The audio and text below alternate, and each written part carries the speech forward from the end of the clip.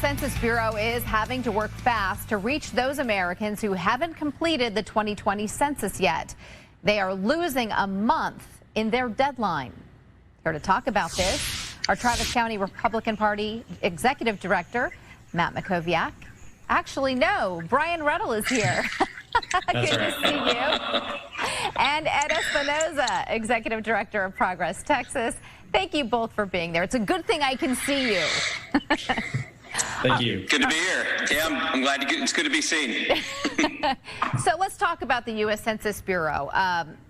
When they turn in its count of people living in the United States, that information is turned into funding and representation in Congress for residents.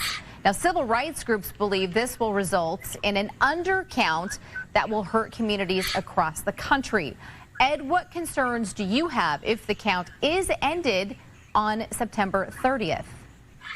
You know, cutting it short a month early at this point, first of all, it's important to recognize that it's already been extended because of the unusual circumstances that we're in. But giving an amount of time and then taking some of that time back right now, I think is really damaging to the process, especially to a state like Texas, which has been one of the fastest growing states in America and has so much to lose, because the reason we do the census is not just to count people and get an accurate feel for how many people live here, but to also ensure we're getting enough federal funding and enough congressional seats to take care of everybody who lives here. So it's a disservice to Texas for sure if we stop short, and I hope that the federal government will reconsider. And Brian, Democrats in Congress are concerned that the White House is pressuring the Census Bureau to stop the counting soon in an effort to benefit Republicans when House seats are reapportioned and voting districts are redrawn. What do you make of that? Any concerns about how this looks?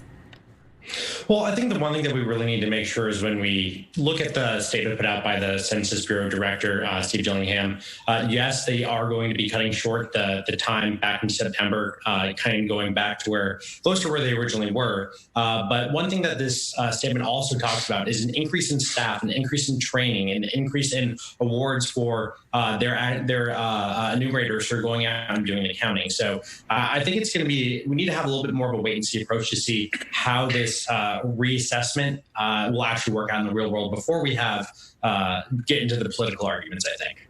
And Democrats have introduced legislation to extend the deadline for the 2020 census. Republicans have not yet. What should be done here? Look, we should take all the time we need to be able to count all the people who are here. And, you know, living in these unusual times, anybody who's watching this broadcast right now who has bought anything online and has had to return it during this pandemic, you know how much longer that return and refund process takes because of how things are different right now. The same goes for the process of counting and being able to process all of the data that's coming in and then factor in the fact that government is doing it. It's already going to take a long time. They really need as much time as you can get in this stage of the pandemic. And I think cutting short time doesn't do anything but cut us short in terms of representation and potential funding that we could get.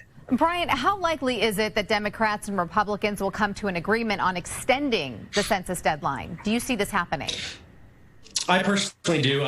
You know, this is something that's in the Constitution. It's described, it's statutorily required to happen every 10 years. I think this is something that there will be an agreement for, whether it be an increase of funding in order to make sure that we do meet that September deadline, or just moving it out towards October to give more time. Look, this is something that we have every 10 years, and this is a very unique situation, obviously happening in the middle of a pandemic. So I do expect some solution to come forward. And I do want to let our viewers know, if you haven't taken the survey, you can do so online at 2020census.gov. There, it's right there on your screen.